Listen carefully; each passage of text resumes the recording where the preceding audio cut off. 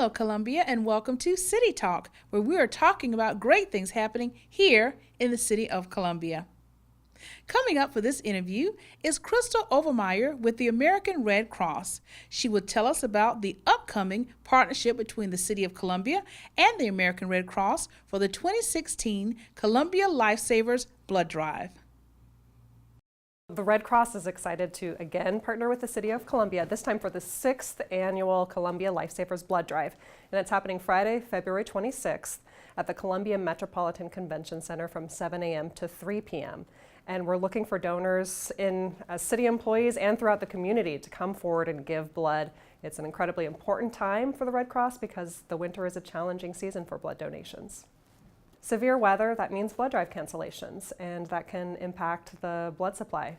Actually, in January, we had an emergency situation where winter weather canceled about 50 blood drives across the Carolinas and about 2,300 pints went uncollected. And so when that happens, that means we need to call on donors to come forward when they're able and give blood. And the other factor is illnesses. So in the winter, we see more flu, sinus infections, coughs, and colds, and that makes people temporarily ineligible to give.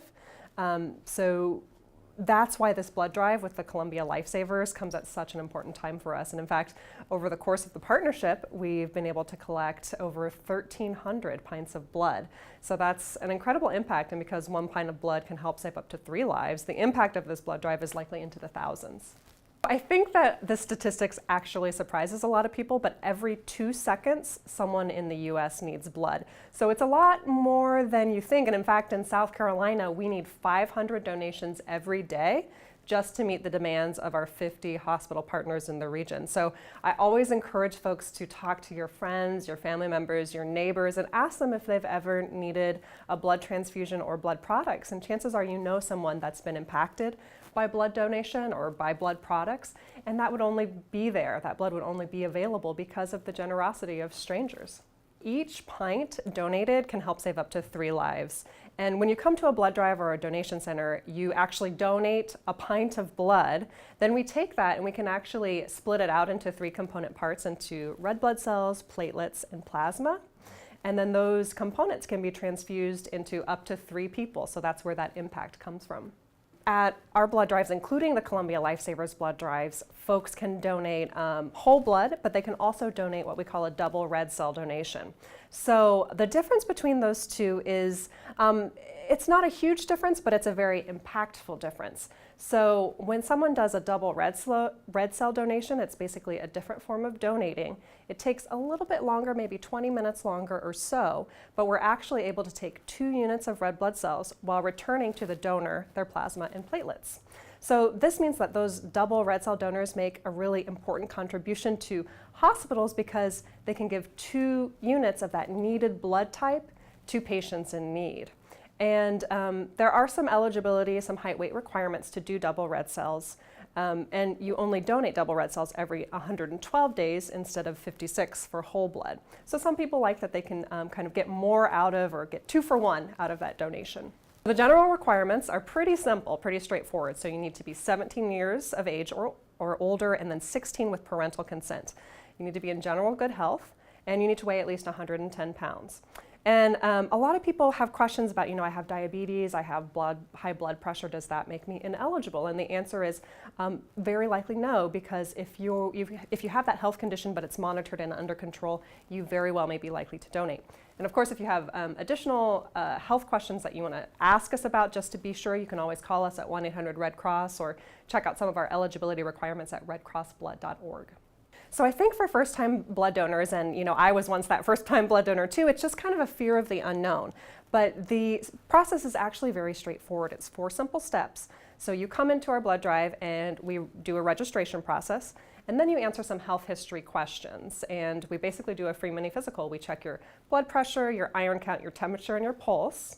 And from there, if you're eligible, you go to the actual blood collection process, which is only an average 6 to 10 minutes. And then after that, it's on to the fun part, to the refreshments, and you get a snack and get to relax for a while, and then you go on with your day knowing you've helped save up to 3 lives. And so when I talk to first-time donors that go through this process, a lot of them, they get through, they're like, that was it? It's a lot Once you go through it and once that fear of the unknown is taken out of it, you realize, hey, that wasn't a big deal, and at the end of the day, I get to save up to 3 lives. We do have some special items for donors that come to see us on Friday. So all presenting donors get a free t-shirt plus a basketball stress reliever, and also the chance to enter to win a pass to the RBC Heritage Golf Tournament in Hilton Head. Signing up with us is easy. We do encourage folks to make an appointment.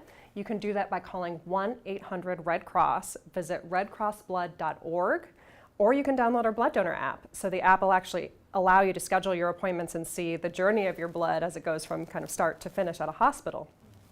I also encourage folks to save time at the blood drive by using our Rapid Pass system. So this is something new that allows our donors to actually answer some of the health history questions before they come into the blood drive.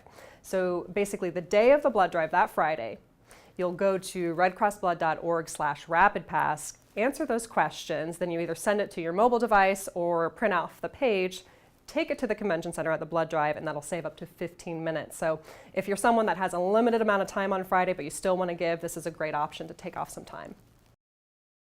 Thank you, Krystal, for that information that will help all of Columbia. Remember to support the Columbia Lifesavers Blood Drive coming up on February 26th at the Columbia Metropolitan Convention Center. That's from 7 a.m. until 3 p.m. If you would like more information about the blood drive and how you can get involved, please visit our website at columbiasc.net or contact Public and Media Relations at 545-3020. And stay tuned to City TV right here on Channel 2, your 24-hour information station.